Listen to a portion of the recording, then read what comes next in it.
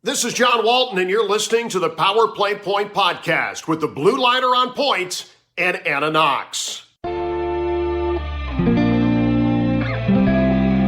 Here's Wilson, and on the right circle, he scores!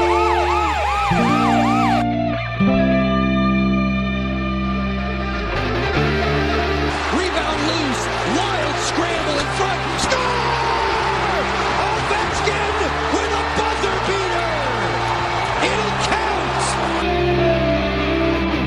And the hat trick tonight, number 21,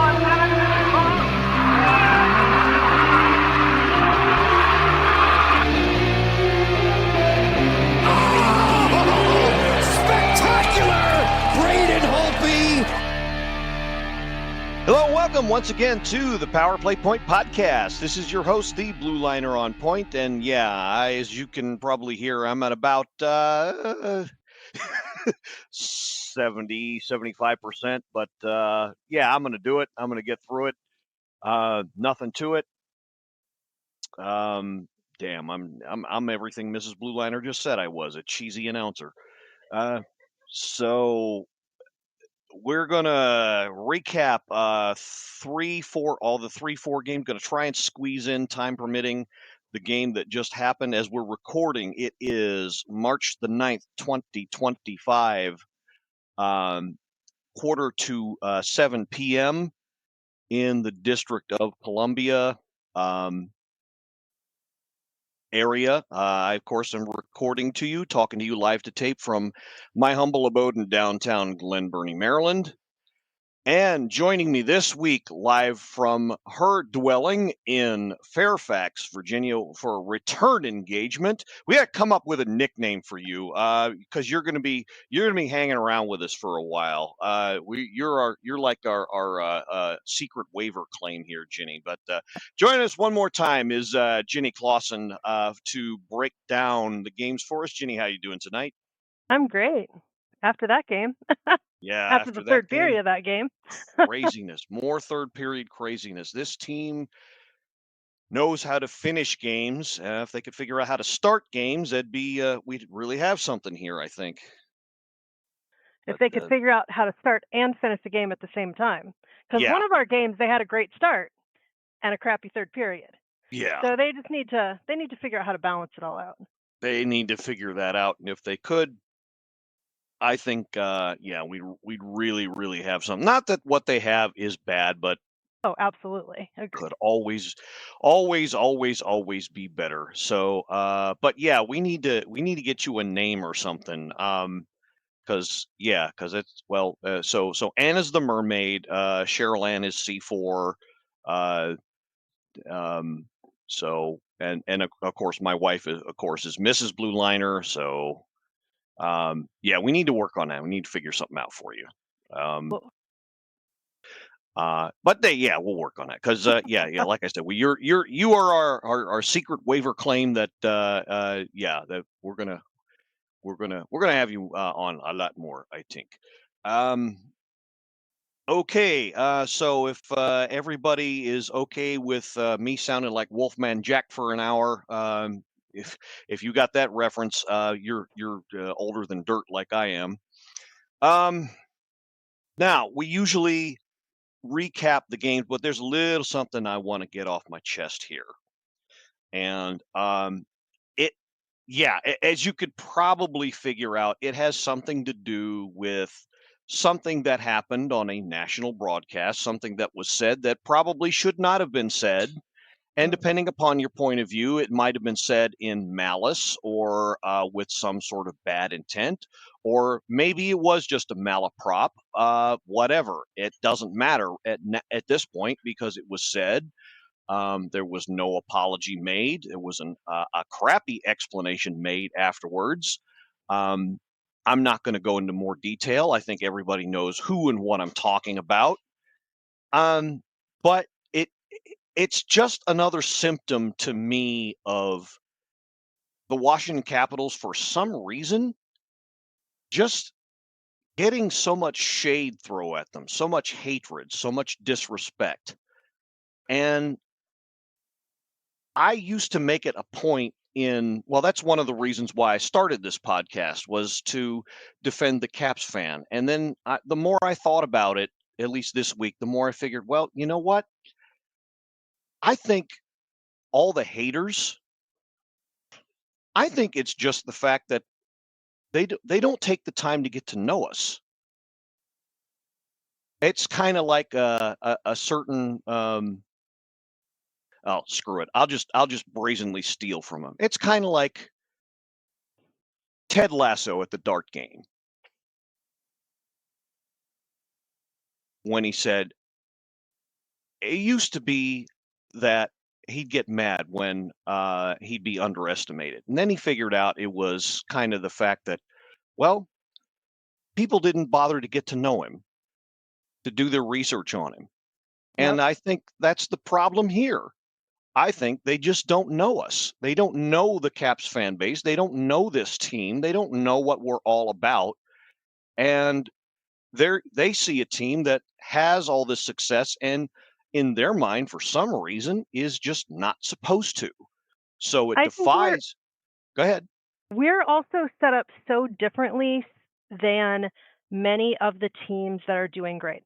Obviously, Ovi's the superstar, but because he's like, the oldest player in the NHL, it's a different mindset than like a McDavid or McKinnon. So all those teams are expected to do well because they have one superpower that is just blasting everyone. We have a very well-rounded team who works together, like each other, and plays for each other. So honestly, Ted Lasso is a great analogy, because it's that like feel good locker room. There's a reason our team we were the first to get multiple players with 10 goals. Like, they play as a team. And I think that's the biggest thing. And you know what? They can keep underestimating us. They can say whatever they want to say. They can talk about how we're going to drop out in the first round. Anyone who watches this team knows the truth. We have some crappy periods. We have off days, but even when we play terrible for half the game, we are managing to come in and kill it in one period and totally take the game over. And above all of that, and every word you just said was true, but above all of that, and I think you kind of hinted towards this, but above all of that, what they have built is a community. That's what we're trying to build here on our little podcast. Absolutely. But what they've built is a hockey community, all their own. And like you said, play for each other. That's what they're all about. Yep. And you can see it in the locker room videos after the game. You can see it in the vast amounts of community service. You can see it in LT did an interview recently on the Empty Netters podcast, and he talked about how like there are literally no cliques on the team. Everyone gets along. Everyone's welcome. There's no division, and I think that's why we can change up the lines and everyone still does well, because everyone feels like a part of it. Totally. And it's the fact that they've built this community. I think if you want to know why it is, what the secret ingredient is as to why they're not just a one-trick pony. No. They're not just a bunch of goals that come at a timely moment in a game. They're not just one-dimensional, and they're not destined to fail in the playoffs. It's because they've built that community and they maintain that community. Let me give you a few examples of what are the building blocks of that. I made this analogy because you don't know. I think some who hate the team don't know what they're made of.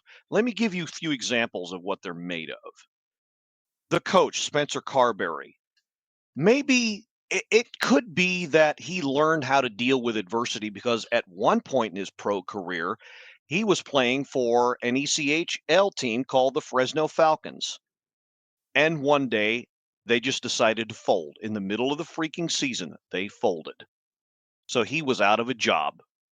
Whoa. Well, somehow he managed to get on with the South Carolina Stingrays. Not much longer after that, and the rest is history. He made his career from there. Okay? Including being the inaugural winner of their Community Service Award, named after a local businessman in Charleston, South Carolina, named Jerry Zucker. He was the first ever winner of their Community Service Award. And it was right then and there he learned all about the value of community. And if you want to know why they're so successful, that's your main building block right there. Absolutely agreed. And you see that. You see the deep level of respect that every single person on the bench has for Carberry. You see how hard they want to work for each other and for him. So I'm not going to say it's jealousy or blind hatred, but get to know this team. I think you're going to like what you see. And if you don't want, if you're still butthurt because of the whole cap friendly thing, or for some other deep-seated reason that you feel the need to take it out on your pillow every night, that's on you. But I think that says it all. I think a lot of people hate this team because they don't know them. They don't really know who they are, but they're going to show you who they are. And Absolutely.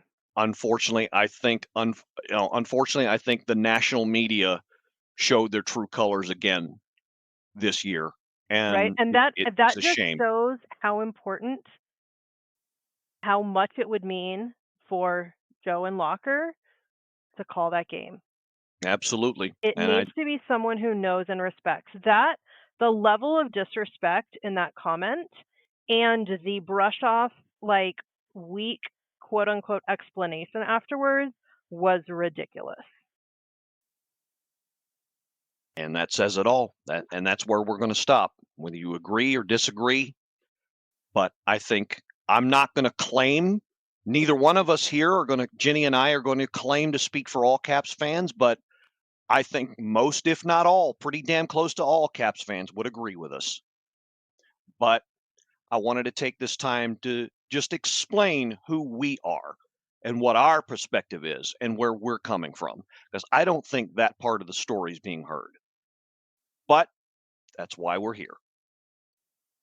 Okay. All right. So with that out of the way, let's get into the on ice action.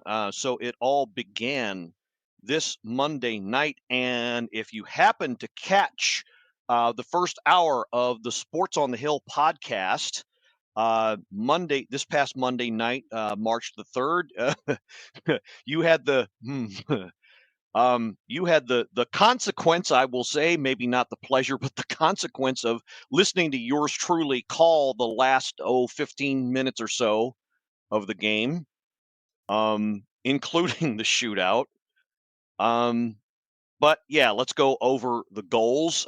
So to open, 141 in the first, Connor McMichael, his 22nd. Martin Ferravati, those two names would play prominent later this week. And Dubois on the assist, 141. As I said, Dubois and McMichael would hook up again almost 2 minutes later. Dubois, his 15th, McMichael and Sandin on the apples for that one. 2-0 lead for the Caps at the end of the first. Caps started to run away with it. They got a power play. Tom Wilson extending his career high again, his 27th this time. Dubois, his third point of the game on the primary assist. Strome with the secondary. 3-0 Caps. This is 6:53 into the second. And unfortunately, about the halfway point is where things started to kind of slide into a whole lot of oops territory, is what I'll call it. Shane Pinto, his 13th. Jake Sanderson, Claude Giroux, and this is the problem I have with playing Ottawa. I kind of don't want to play them the first round of the playoffs because they're fast. Well, okay. You know what they are? They are a Formula One driver with the strongest Ferrari engine with about 10 races of experience.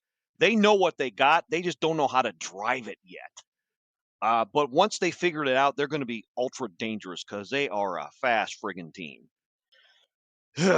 Boy, and the Caps, sometimes they just don't figure very well against that. And we'll see that again later in the week. On to the third period. Claude Giroux, Senators get a power play, and they capitalize on it. Sanderson, another assist. Tim Stützle on the secondary. It's Giroux's 12th of the year, 105 into the third.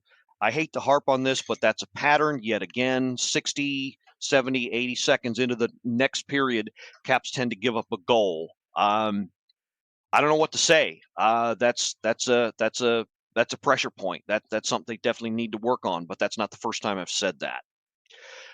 Pinto again is 14th. Amadio, it's me, Amadio. His assist on that one. Shabbat, Tomas Shabbat, the secondary, 8:01 at the third period. Now the game is tied, and now we're all, munching chips and tighten sphincters and throwing shit and it's time for that. And then 4.5 minutes later, Martin Fehervary, again, his second point of the night, third goal of the season. Wilson and Protas on the assist at 12:43. So maybe, just maybe, the Caps have it won. No, not just yet. Brady Tkachuk. This was almost a foregone conclusion that he would factor in somehow. You knew he wasn't going to sit this one out. 23rd goal on the power play. Stützle, his second point of the night. Sanderson, his third point of the night with another assist.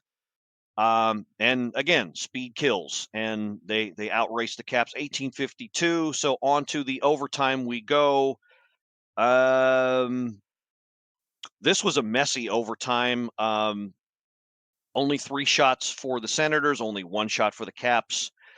And then on to the dreaded skills competition. Dylan Strome got the only shot that mattered, the backhand shelf that put it away for the phantom mystery goal that nobody gets credited for. Hence 1,000 reasons why I hate the shootout. Bottom line, Caps win thanks to the skills competition for once. But yeah, this was this was a scary game, and fortunately the girl didn't get killed at the end, but it resembled a horror movie in a lot of other ways. Oy. It was a weird game. It was a How weird much game. did you catch the whole thing, or? Yes. Okay, what did you think? I think that we are so used to playing behind or close that when we get up, we start playing fancy and we mess up our game. I loved that our first 3 goals were Mikey, Doobie, and Wilson. Like, that one line is killing it. Marty was all over the ice, and he totally earned that goal. He and Roy were both on fire that whole game. They were just all over the place, blocking shots. Like, they were fantastic.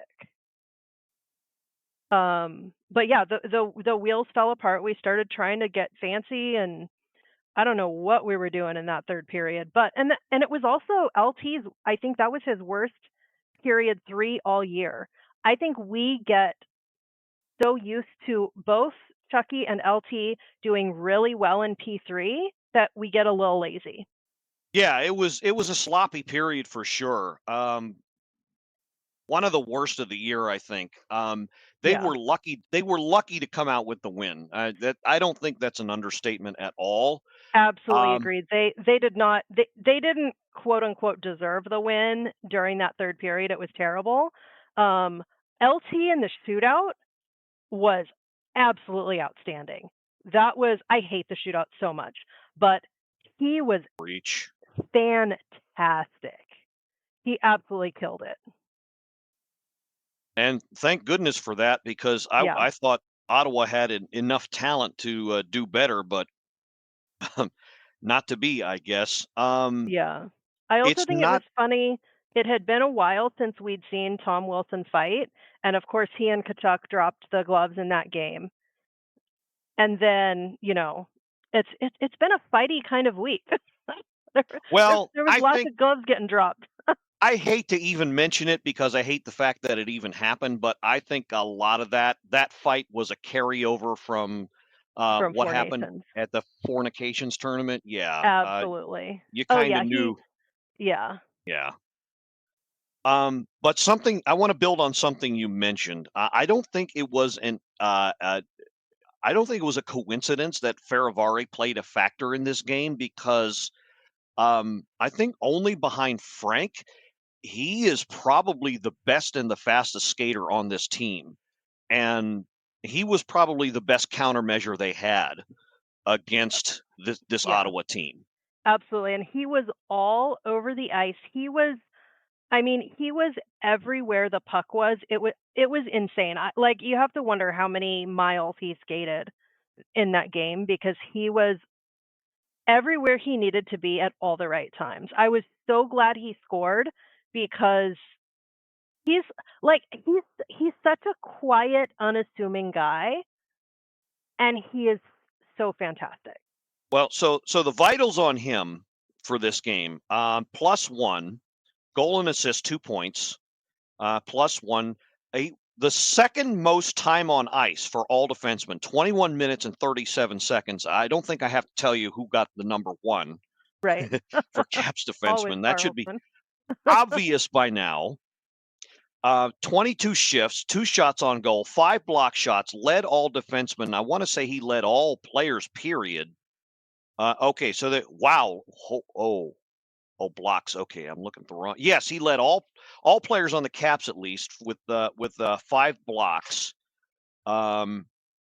So yeah, he Well, and was he had literally. the one crazy block in period 2 where the poor guy was limping and he was just stuck out. Like you could see he was so uncomfortable. And he was out there toughing it out, doing his job. Yeah, he was literally cruising for a bruising. Yeah. So yeah, I just a crazy game. I won't say the Caps were ultimately lucky, but they damn near gave this game away. And Yeah. yeah, that's it's I mentioned this on Sports on the Hill 2 weeks ago. There's some cracks in the game. There's some bad stuff that keeps cropping up that they need to refine somehow before we get into the playoffs for Lord Stanley's Cup. And yeah, this is one of those things. This is one of those bad habits. So it almost came back to bite him in the butt. It still can do that come the playoffs. So let's see if they can figure it out. But well, no. As big as that game was, I think this one was definitely the biggest one of the week. Quick road trip up to New York Yep. against the Rangers. Always, always, always a fun outing when you got those jerks to play against, and they're jerk off entitled fans. I'm sorry, I'm not going to be afraid to say it. All right, let's just jump into the scoring summary. Dubois again staying hot, his 16th, 104 into the first. Great net front presence on this goal. Wilson backing him up for the assist. Remember that name in this game is since it was the Rangers, appropriately enough. Oh yeah. Timmy Panarin, his 26. Jones and Lafreniere. Yeah. 13:37 tip in ties the game. And then I hate to say it, but the Caps, I think, kind of went into a kind of a slide here, a bit of a slump. Now, it did not help at all that they could not seem to stay out of the box, even though one of the penalties was a Duhaime fight against Carrick. I think that woke him up a bit. But 4:42 into the second period, 2-minute bench minor for too many men on the ice. You want to know how many times the Caps have been flagged for that this year? 11. I'll give you a hint. Well, yeah, you're right. But obviously that's if you're familiar with the movie Ferris Bueller's Day Off, 9 times. Yeah, it's even more than that. It's 11 times. 11. Now, this is how old I am. When I was a kid watching Sesame Street, they didn't go past 10 until like much, much later. So numbers past 10, you were in kindergarten, was like a foreign concept. 11, can you imagine 11? If you have that mentality, 11 times that, am I supposed to go on? Oh, I'm not supposed to go on. No, I'll just ride this piece of wood. No, I'm not. Am I supposed to go on? I'm not supposed to go on. No, am I, what am I doing here? Right. Oh, I'll go on. There are a lot of things we want to be the first in the NHL for. That's not one of them. Not one of them.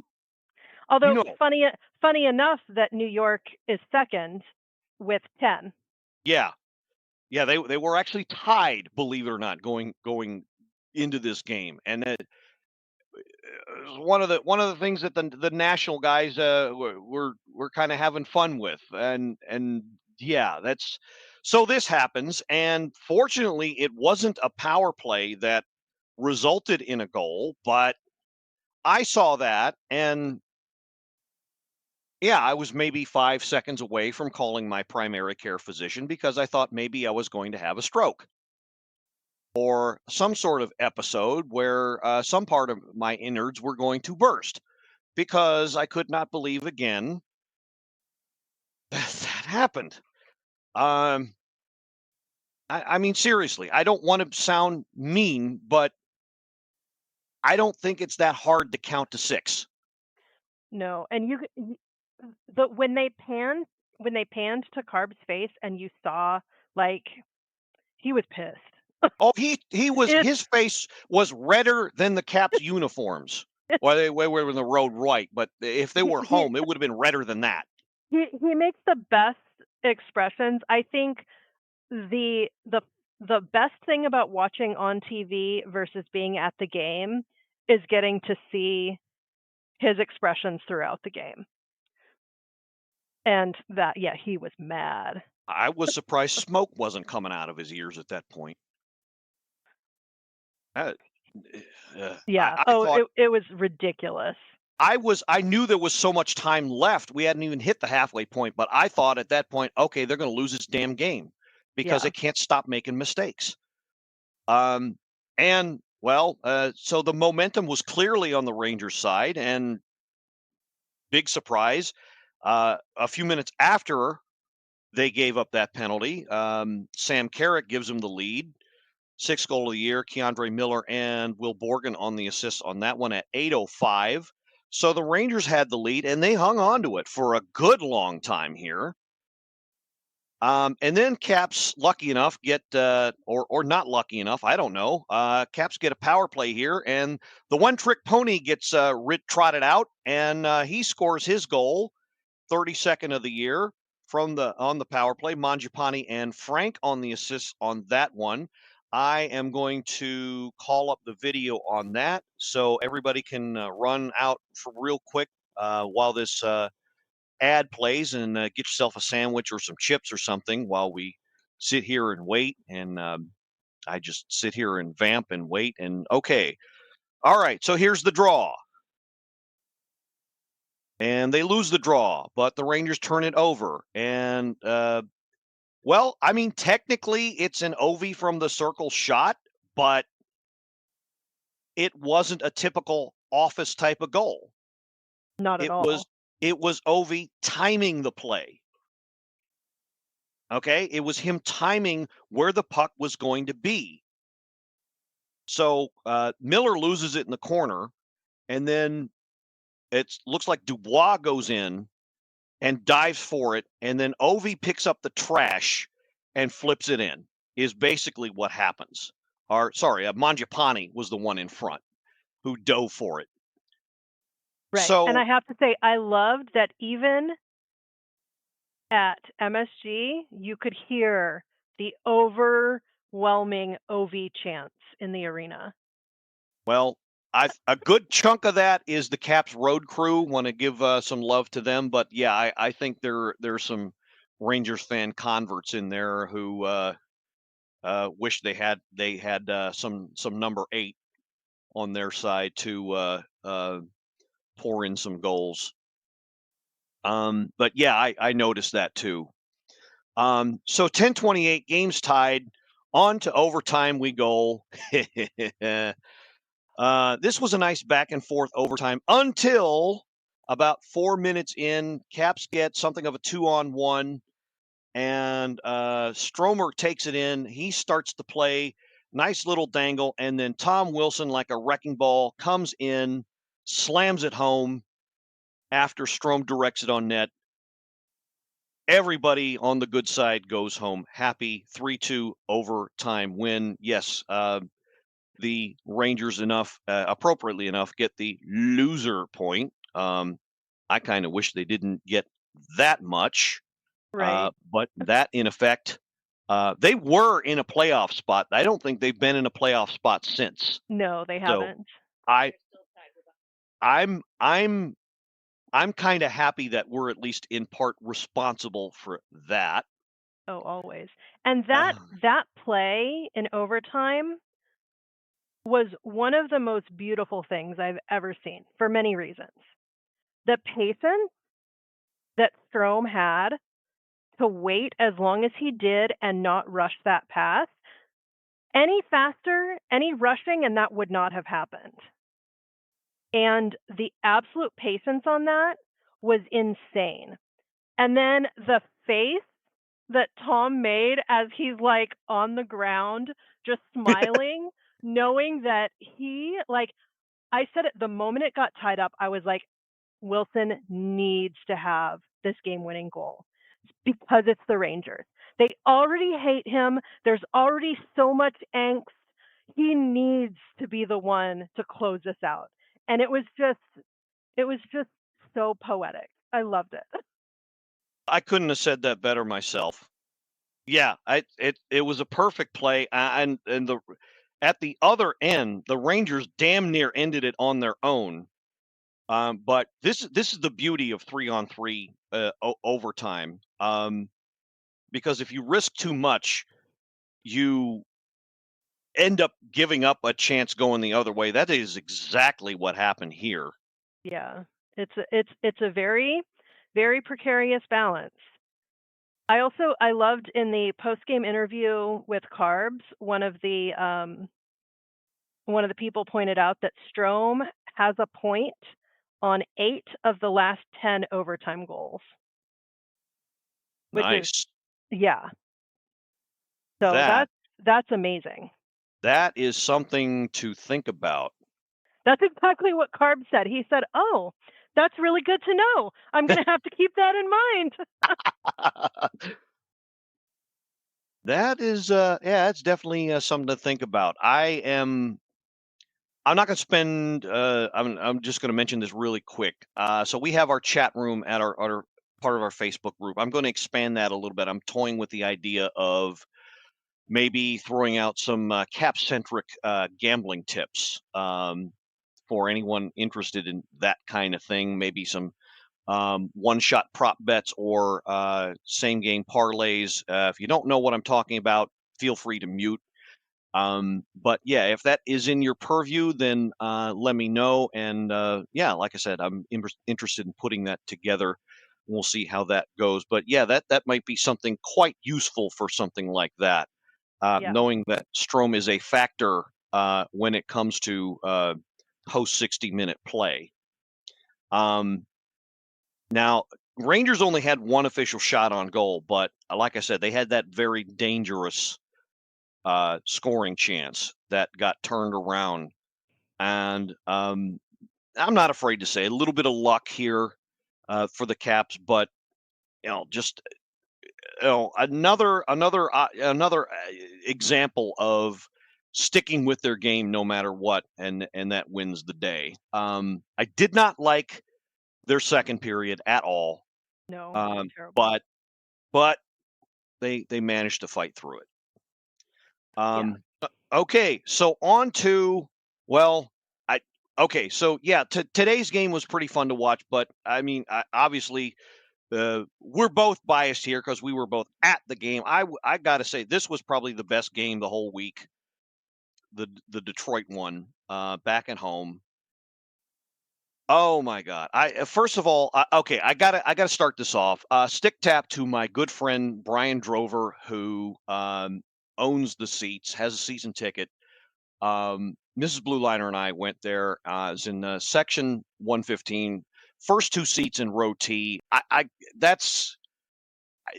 mean, if I'm a throwing out a phenomenal lot of spot. references. Yeah, well, if you're familiar with the show The Big Bang Theory and how the main character Sheldon has to have his spot, yeah, that kind of feels like my spot. That first seat in that row, Yeah. because you can there's a wall. It's up against a wall where the disabled seats are, and the club seats are like one level behind that, I think. But as Brian, who was also there in the 400 section, is how nice he was to me, noted, I didn't sit down the whole game, and I felt it the next day. And as you can hear in my voice, yeah, I was screaming my lungs out. But this was all kinds of fun. There were a lot of reasons for that, but let's get through the scoring first. And here's another thing. I don't know if there's going to be a way to fix this, but here's another thing that I don't like that happens in games. 43 seconds in, fluky ass goal by Dylan Larkin, his 26, Lucas Raymond, the assist on that one. God, That was such a weird one. crappy ass way to start a game. Awful. It definitely set the tone, and it kind of, I mean, that set the tone for absolutely the first period. It did. It totally did. You're right. It totally did. And it just did. It did not look good for our guys. They didn't look good at all. It was yet another slow start. It was, you know, you knew they were capable of a comeback, but the way they were playing, it just, you don't want to say they were out of gas or just had nothing in the tank or had no heart in the game, but it kind of felt like after the first two games this week went into past 60 minutes, maybe that took something, I had to think maybe that took something out of them. Maybe this was a letdown game. Maybe Detroit, who is fighting for a playoff spot, had, too much for them. It kind of felt like that in the first period. Well, and Detroit is especially bitter at us because we knocked them out last season. And there was so much chatter in during the playoffs about how they never would have been swept by New York. They would have made it so much farther, despite them losing to us twice in that last month. But I think there's a lot of like held over bitterness from last season. I think there is, but I think that actually came more from Pittsburgh fans. Yeah. Who were butthurt that they also missed out on the playoffs. But yeah. But either way, not a good start. Then the Caps gave up a power play. Moritz Seider, his sixth, makes it 2-0. Patrick Kane, who, as we all remember, doesn't like cab drivers, and Lucas Raymond on the assist on that one. 7 minutes exactly, 2-0 Red Wings. And so all looked bad until about just before the last minute, and until Rasmus Sandin dug a puck out of the corner, got it up to Andrew Mangiapane, and dished it off to Taylor Radish, who charged the net, put it on net, let it bounce off of Cam Talbot's pads, and tapped it back in for his sixth of the season. And I got to tell you, that was the jolt they needed, that dirty, gritty goal that they had to get, and gave some life to the team. It's 18:39 of the first, so that is how period one ended. Period two, better overall, no goals. But better overall played. Caps ramped it up in shots, shot attempts. Much better overall, I think, but more of a two-way game there. And then came the third period, and this is where everything started to go right for the Caps. Oh, so right. Except for the fact that for some reason, the referees in this game didn't seem to want to call a penalty on anybody wearing a Detroit sweater until much later. I don't know why. The calling was I am not one who normally whines about one-sided calls. I watch enough games, they get missed on both sides. This reffing felt very, very one-sided. Thankfully, we were playing real well shorthanded. Yeah, it was amazing. It got to the point where, okay, fine, we'll take the penalty. Yeah. And I will explain what I'm talking about here. So 51 seconds into the period, Alexei Protas, after Tom Wilson finds him streaking towards the net, puts away I think that's his third shorthanded goal of the season, if I'm not mistaken. I thought it was second, but I might have missed one. Okay, I got to check that. I've been tracking that, but I could have missed one. I have after this game, I have 2 for Protas and 2 for Wilson. Okay, so I know he got at least one earlier in the year. Yeah. I'm thinking he got another at some point, but I could be wrong. In any case, as far as this game goes, that tied it. And then 66 seconds later, Jacob Chikrin scores again, his 18th. He's getting pretty good at that. Strome and Dubois on the helpers for that one. Caps had the lead for the first time, and they would never, ever look back. And then just over 4 minutes later, Protas would strike again. McMichael and Carlson on the helpers, and the route was on. Caps would go shorthanded again 4 minutes later, and Wilson and Protas would hook up again for a shorthanded goal. I don't know. The old-time comedian in me just finds it absolutely hilarious that the 2 tallest players on the team hook up for a short-handed goal, not once but twice. Right. And they're just trading off. They're like, "I'll take the first one. You can have the second." Yeah. But the 2 best guys who are key to the penalty kill, top 5 penalty kill that they have this year, top 10 or top 5, I can never remember. They have pretty good PK unit this year. 919, and that would be the last. I didn't hear it where I was, but a couple of Caps beat reporters said they heard "pull your goalie" chants from the fans. Yes, there were definitely chants up near where I was. Okay, I never heard it. I don't know. I was too busy jumping. I was laughing. I was like, I mean, honestly, it would have been a silly time to pull their goalie.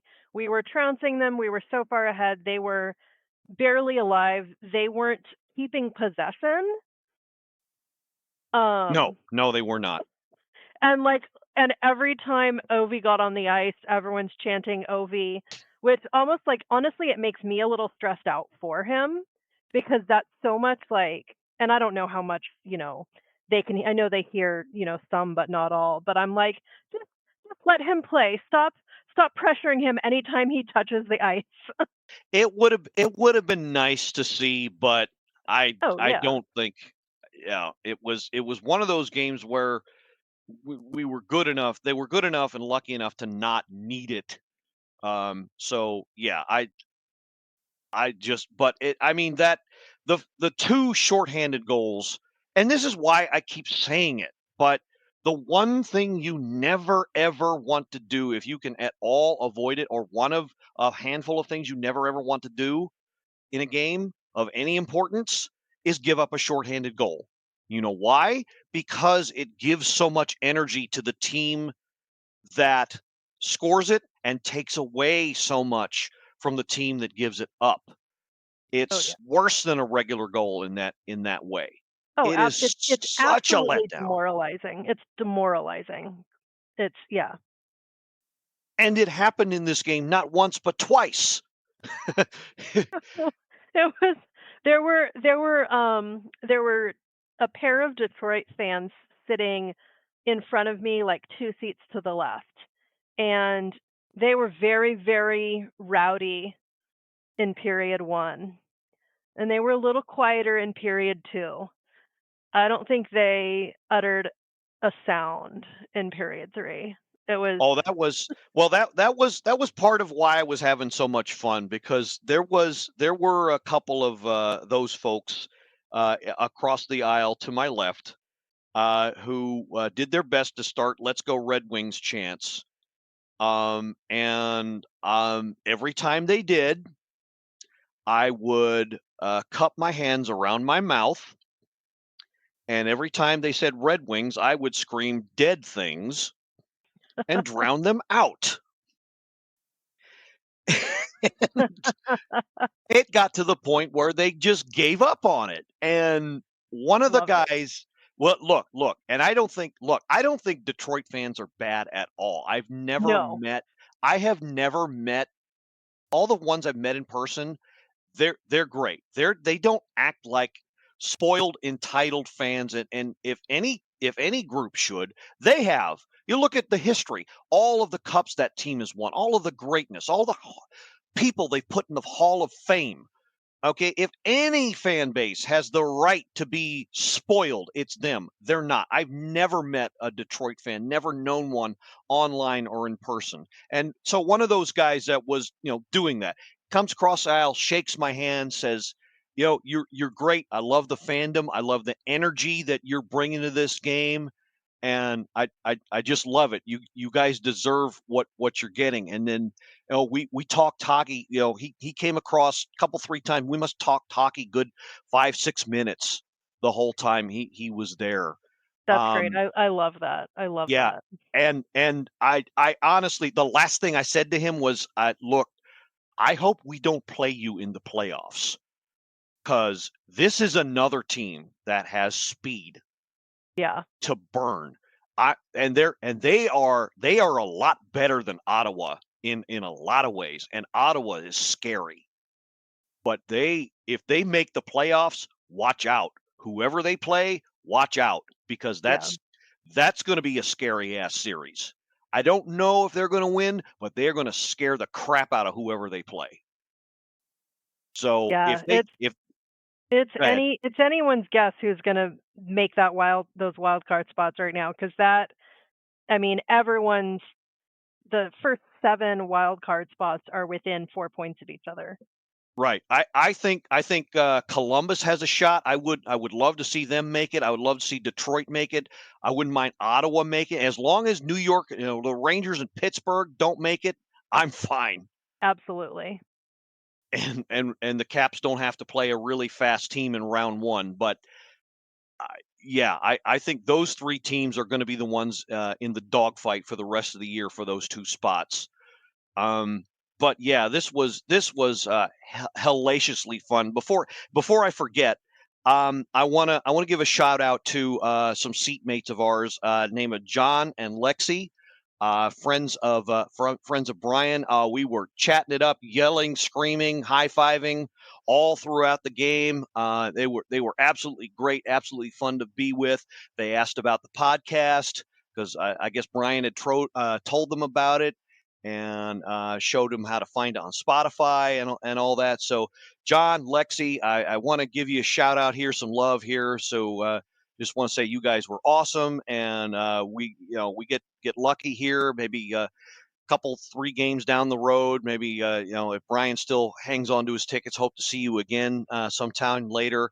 And actually, I'm pretty sure Lexi's an ASU grad, Arizona State University, which is where my good friend Pete went to, and Brian as well.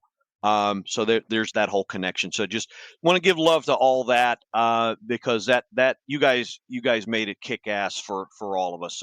So want to thank you guys. and hopefully you're listening to this. But yeah, that was the most fun I had. Like Brian said, I didn't stop. I didn't sit down the whole game. I was jumping around, dancing. I don't think I've danced that much since I was in high school. I regretted it the next morning because I could barely get out of bed. Thankfully, it was a Saturday and I didn't have to be anywhere. But yeah, it was a hockey hangover, and I didn't even have anything to drink except water. But Yep. that was freaking fun. And of course, I got to meet you in person that night. Yes, that was So fantastic. that was fun. Okay, so I'm gonna out myself here. I am, and she's gonna kill me, but I can. I have always been a face person. I suck at remembering names. But your friend that was with you, I can see her face. Chris. But Chris, okay, I got like a CK thing, so I remember that much. But okay, so yeah, it's great meeting you and Chris in person, and of course we got the pick. And don't want to be self-serving, but did you see the thing I posted on Instagram? I did. Yes. Okay, awesome. And of course, what I'm talking about is, of course, it was International Women's Day, Women's History Day yesterday, and and do a nice little thing for the 5 ladies that have very recently contributed a lot to this podcast, including yourself, and Janaea Bennett, and of course the mermaid Anna Knox, C4 Cheryl Forster, and my one and only wife, Mrs. Blue Liner, the seamstress for the band, who she's either ignoring me or choosing not to give me the evil eye, or is just too busy cooking and not deciding not to throw something at me at this point for talking about her from 10 feet away. Yeah, she's just gonna let that go. I'm sure I'm gonna hear about it later. I'm gonna hear about it later. Okay. We got a little bit of time, so I think we got let's go ahead and just quickly go over today's game.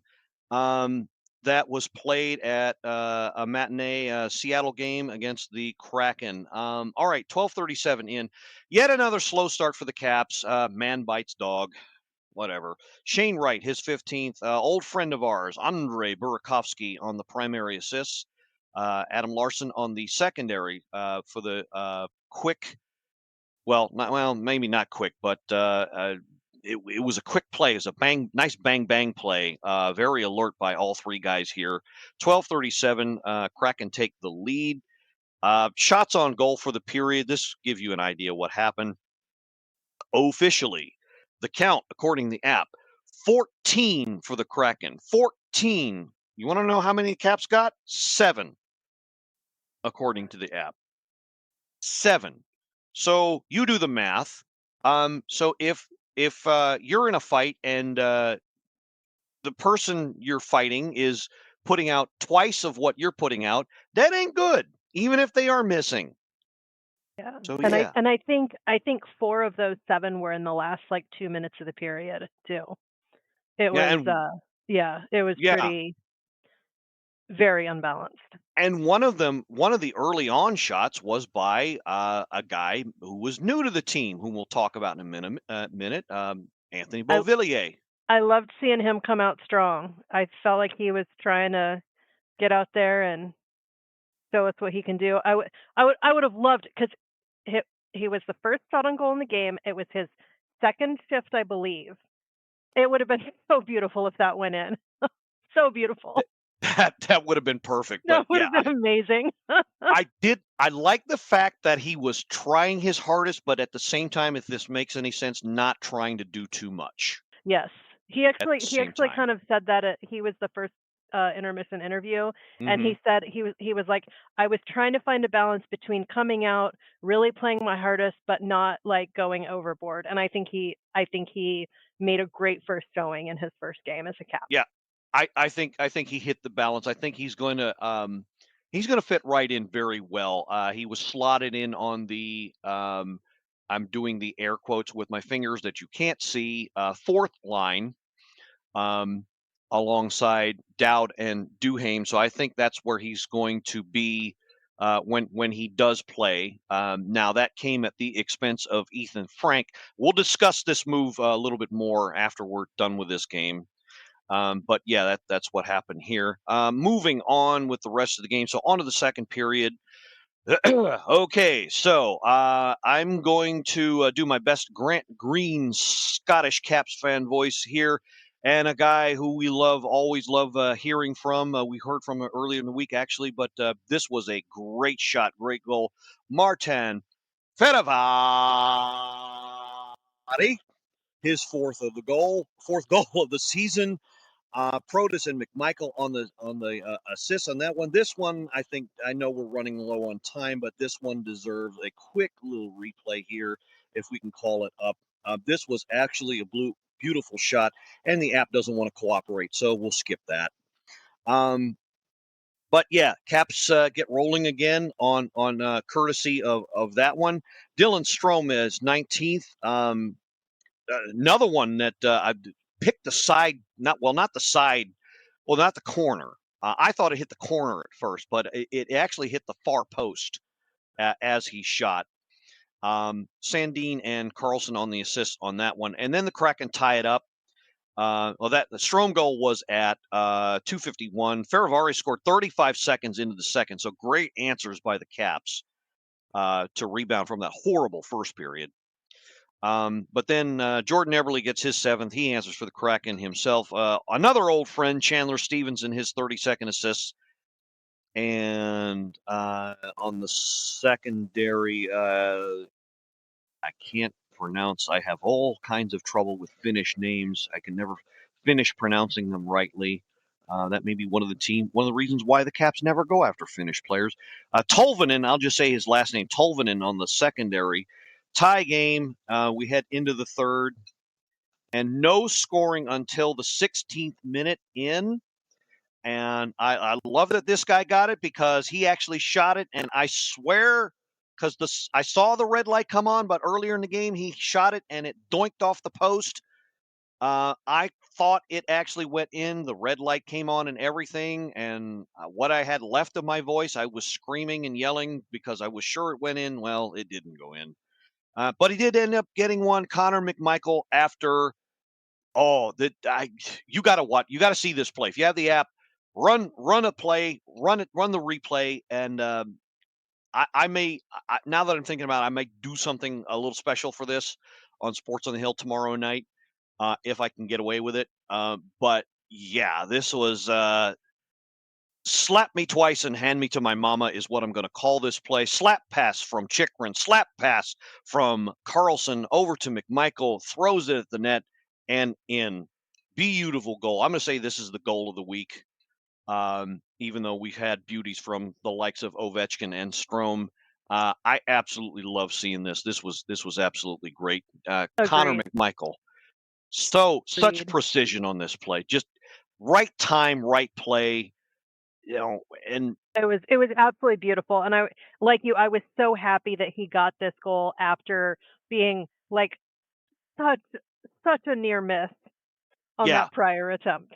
And the one knock, I will say this, the one knock I have on McMichael is that he's a little bit too streaky for my Lightning. Yeah. Just a little bit. If he can kind of balance that out somehow.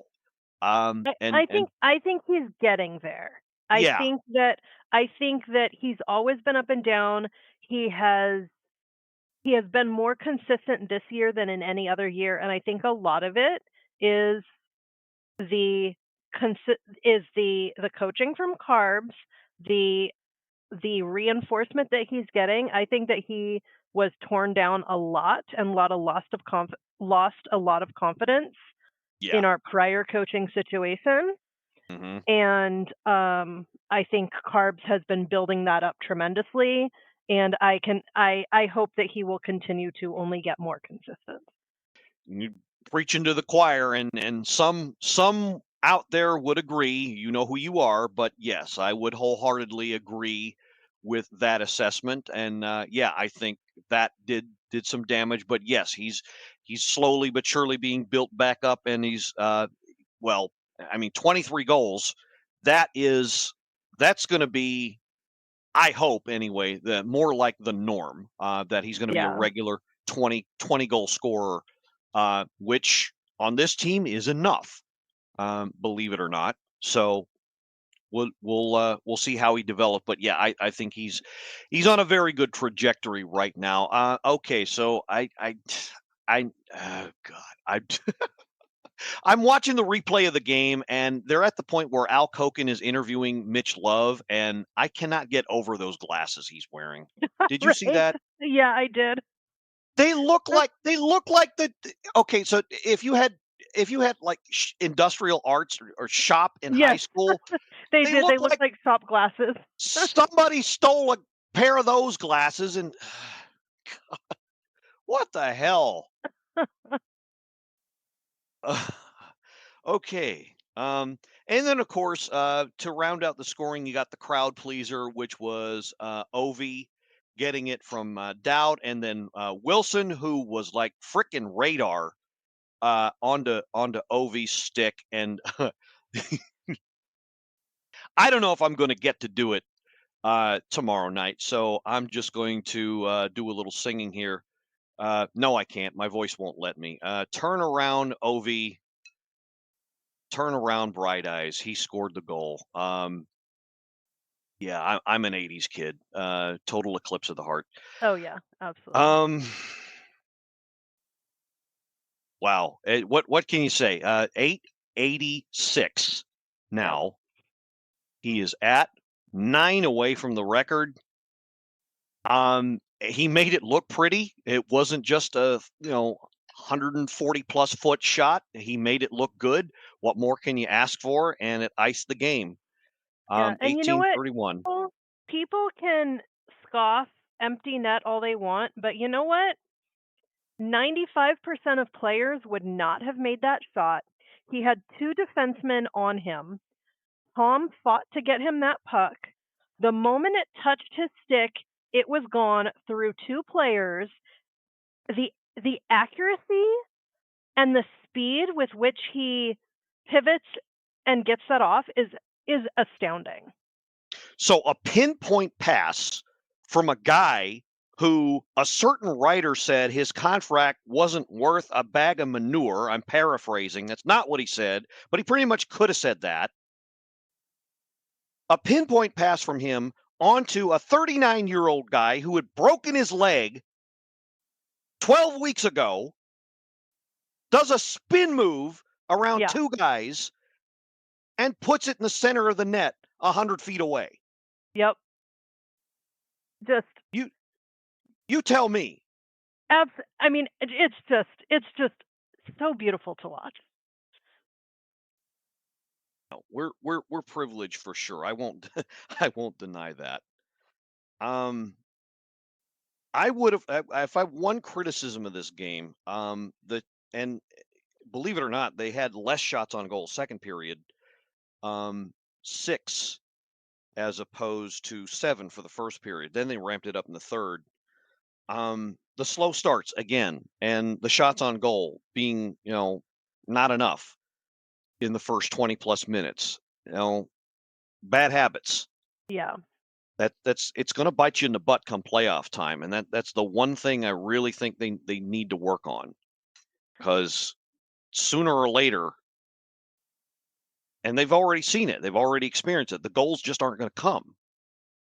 So yeah. Now in this game, I gotta say, I think we've already mentioned it. If not for Charlie Lindgren, I think this game probably would have gone to overtime, and might have even been a loss. Agreed. He made some fantastic saves. I think he was a 931 tonight. Her save percentage. 32 against, 2 let in, so 30 out of 32. That's 15 out of 16. Paring that down, that sounds about right. Let's see. 15 divided by 16. We're doing the math. That's a 937, a borderline 938 save percentage for the game. Yep. So yeah, he more than did his job tonight. Yeah, he was phenomenal. Although, I mean, I had to laugh when our whole like the penalty boxes were full. I was Oh, like, good God. is this a Ranger game? Like, I expect that from a Ranger game, not from a Kraken game. I think the refs did not know how to handle what was Oh, going they on. they looked absolutely flabbergasted. They were like they were just kind of standing there. And that whole I mean, the whole sequence was just so funny. And then literally the whole team's in this circle, and then you see Duhaime and the guy he's on top of fly out of the pack. I was just That was just some craziness there, but I yeah. don't think they had to put all 5 guys in the box. I really don't. I think that was an overreaction, and I don't know. I didn't see Duhaime do anything to earn that extra penalty he got. He was Someone not said he threw. choking the guy. I don't know if you heard that. Yeah, I heard. Someone online said he was throwing elbows. I didn't see that either. And I watched it and replayed it a few times. I think that it happened because they flew out of the pack and Duhaime was on top. So they were just like, oh, well, he must be the guy. But the whole No, thing started because the Kraken guy wouldn't let go of Tom Wilson's stick. yeah. But my favorite was at the very end when the ref's like pushing Tom into the box. My favorite Wilson moments are when he's like pissed and like antagonizing the other team, and he's kind of doing that like smirky smile and like bouncing his shoulders around. So like the ref's like pushing him in the box and Tom's like getting that attitude. I was just laughing at that point. And agreed. They didn't all need to go in the box. That was a little much, but it was very humorous. Yeah, Mermaid, if you're listening and you heard that, sitting on your deck chair somewhere, beach chair, I hope you enjoyed that because I think that was all of us Caps fans at that point when I he was was just like you just want like he is so giftable. yeah, His faces are just fantastic. definitely. Okay, so yeah, that was the game that was, pardon me, and that was the week that was for the Caps. So 1, 2, 3, 4 4 games played, all 4 wins, 2 of which went to extra time. So you hand a loser point, unfortunately, to 2 conference rivals, 1 division rival. So pretty good week. They got all 4 wins, which is what they're supposed to do. Quick preview coming attractions. California, here we come. Anaheim Tuesday night, 10 o'clock puck drop. Then Thursday, 10:30 against the Kings, and then Saturday the 15th. It is San Jose, 5 o'clock Eastern time puck drop there. So another afternoon matinee game there. And then they come back home for 3-game homestand next week, Tuesday, Thursday, Saturday, Detroit, Philly, and Florida to round out that week. And then 3 more games for the rest of the month, Winnipeg, Minnesota, and Buffalo to end out March. Now, as part of what went on this week, we got to talk about this somewhat. It was questionable, and I did say last week the Caps would possibly look slightly different in their lineup, and they went ahead and did go ahead and pull the trigger. So what they went ahead and did was they got Anthony Beauvillier, a forward from the Pittsburgh Penguins, for a 2nd-round pick in 2025.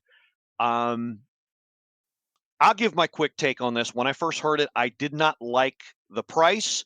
Yes, I know the Caps had not 1 but 2 picks in the 2nd round of this draft. Yes, I know this draft ain't going to be all that damn special like last year's was, or the year before that, or the year before that. But still, I don't like giving up a 2nd rounder or higher for a player that is more than likely going to end up being a rental. I get the fact that his salary's not going to cost them that much even if they do decide to resign him. But I don't know. He does. There's some upside to be sure, and we'll get into that more in a little bit. But when I first heard it, I definitely did not care for the price. But there's some upside to be sure. So I'm not completely down on this trade. What did you think when you first heard it? I wasn't surprised at the price only because everything else was so high. I feel like a lot of teams were making really big trades, and the couple of names that I had heard, like Brock Nelson, the ones that people had talked about us potentially looking at, were all going for such high prices that it didn't really surprise me. I don't love it, but I also think we have such a deep prospect pool right now that I'm not necessarily against it either. So, I kind of figured I trust the management considering what they did in our off season and who they brought in and how well they've fit in. So I kind of was like, well, I'm cautiously optimistic. Yeah, I think overall that's my feeling. But to explain things a little further, when you go into any draft, there's a lot of overthinking that goes into the first round because it's your first pick. And look, I don't claim to be an expert. I've never been. I only play a GM on a podcast. Fine, but there you want to, in a situation like that, you want the very first thing that you do to be, especially when you got a lot of eyes on you, you want that to be something that at least has the potential to be special. And sometimes when you've got that spotlight on you, you fumble it, you choke, you make a mistake, you do something you probably shouldn't have, and you make more of a splash than you probably needed to. And that's how some guys who probably should go in the first round end up going in the second round. That's why I think second round picks are where you get your value. Right. So I think that as many of them as you can hang on to, you should hang on to. That's mainly the reason why I didn't like this. I would have been more than fine if it was a third or fourth rounder that went the other way. But that was what bothered me. Now that's the bad. Here's the good. The Anthony Beauvillier I got to know was from, and I get this is from a while ago, the 2020 playoffs, the bubble playoffs, was when I was introduced to Anthony Beauvillier. Caps were playing the Islanders in the bubble. I must have heard Joe B say his name 50, 60 times in the first 4 or 5, every game in this series, every one. And no, he didn't score all that much. I'm pretty sure he got at least a couple of goals, but I heard his name plenty in that series. He was all over the ice. He was in the middle of the ice. He was on the left circle. He was in the right circle. And more often than not, he had the puck and he was skating circles around the Caps defense. And they had no answer for where he was. And they did not know what he was going to do. And if he's even a shadow of that, if he can bring some of that game back somehow, it's 5 years later, but he's still on the young side at 27, 28. If he can bring some of that back to the third line, fourth line, wherever the hell he gets slotted, then it will be worth it. Then it will be that extra punch that they desperately need on that bottom six. Yeah.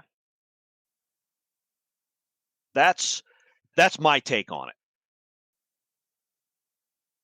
Yeah, So, I mean, I don't disagree, and I think from what we saw in today's game, I think that he's going to fit in. I think that today was a great start, and I look forward to seeing, what happens over the next. So I don't know if I told you, but I'm going to California for their road swing. So I'm going to be, so I'm going to be at the Ducks, Kings, and Sharks games in person. So Nice. Bring yeah, back some pics. yeah. Wow. Okay. So yeah. Okay. So Awesome. it'll be nice to see that in person as well. Awesome. So you're gonna be our eyes. So that's effing perfect. Okay. And yeah, I think we didn't get to see a whole lot of it, obviously, but today. But I think he's still got some legs. Yeah. He's still got some decent wheels. And that's the one element, of course, that we need. And if he's going to slot in for Frank, then yeah, we And need to replace what speed I we can. and I think it'll end up getting juggled a little bit. I think Frankie's been on a little bit of a slump at the moment, but honestly, so has Eller. I think in the last 2 or 3 games, I'm seeing Eller out there trying to make a difference and show his, show that he's there and that he's impacting. And I think it's just been a little bit off. But I think that some sort of rotation with Eller, Beauvillier, and Frankie will end up happening. I think it would be really interesting to see Beauvillier and Frankie on the ice together too. Like 2 speedsters would be quite interesting. I would love to see that, but I think you're right. I think they're going to need to platoon those 3. Yeah, I think we're going to see a little bit of, especially since I hope that we see the guys who haven't been playing play a little bit as we get our spot solidified, because we will likely, need that extra depth in the playoffs. And I want to see a little, I love McElrath. I think he's fantastic. I think that especially against teams like New York, having him, he's a very Tom Wilson-esque player. And he is. I think that physicality is needed sometimes. So I always wish he was in the lineup when we play when we play the Panthers, when we play the Rangers. I would love to see TVR healthy scratched and McElrath in those types of games. That's my personal. I know somebody that would 100% agree with that. I think I would be very surprised if we don't see Alexeyev, McElrath, make the rounds somewhere in the last 5 to 10 games. Yeah. Get at least a couple games in, because I'm sure by then everything will be locked up. Yeah, that's what I would assume as well. So yeah, and you have got to have defensive depth. Yes. We've talked about this. That's what killed us last year. Yeah. New York injured all our defensive players and then crowed about sweeping us. Yeah. So, but I'm not bitter. Totally get it. Totally so get salty. that. But overall, I would say this trade was a good move. Maybe not great, but just the right move. You look at what other teams did, maybe tried to make too much of a splash. Yes. I would rather, with this current team and their chemistry, I would rather, I was happy. I wanted one thing if we did anything, because too much more could totally mess things up. Right. And I think long ago they learned that lesson. So I was glad to see that they did not do too much. One small tweak was, I think, the most that they should have done, and that was the very most that they did. And they were smart enough to realize, okay, even before the deadline actually came, that was all they needed to do. Now the bigger question marks, of course, are going to come in the off season, but cross that bridge when we get to it. So, yeah. Okay. So, all right. Did previews of coming attractions to round out March.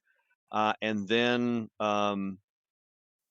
comes April. There's like 3-4 weeks worth of games in there, so that's going to look very interesting. Trying to think of. I can't believe we only have 18 regular season games left. That blows my mind. Yeah, can you believe it? It's we're about a month, just over a month away from getting ready for the playoffs. It's amazing that we're already there. Yeah, how is almost 80% of the season gone? Yeah, came and went, and it's crazy, but yeah, we're there. Came and went, and we already have more wins and more points and more goals than last year. You read my mind. That's exactly what I was about to say. We tied last year's goals in game 61. We tied last year's wins in game 62. And today was game 64.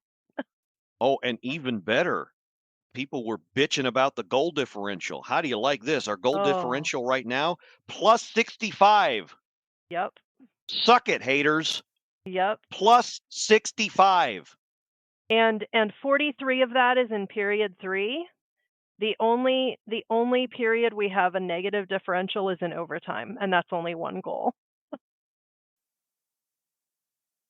It's 65. I don't want to overthink it, but that kind of bothers me because sometimes in the playoffs overtime games are key, but we'll see how that shakes out.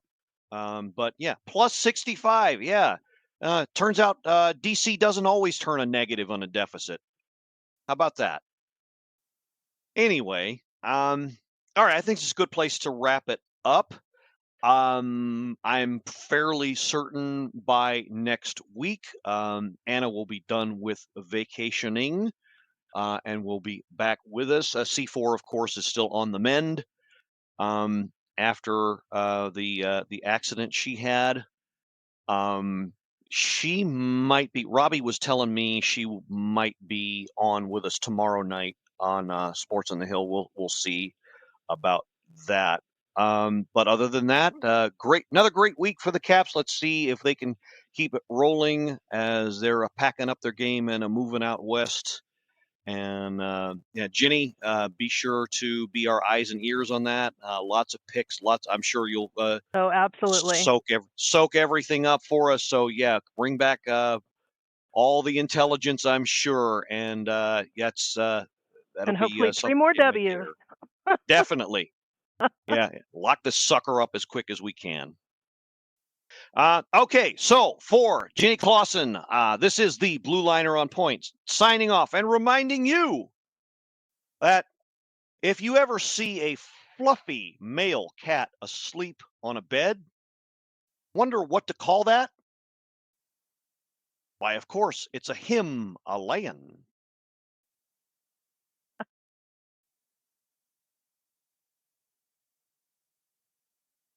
Hallelujah, and let's go Caps.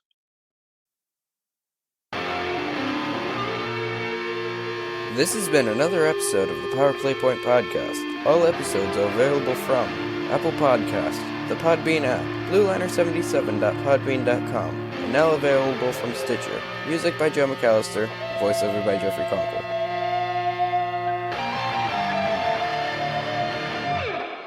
Good morning, good afternoon, and good night, Power Play Point Podcast.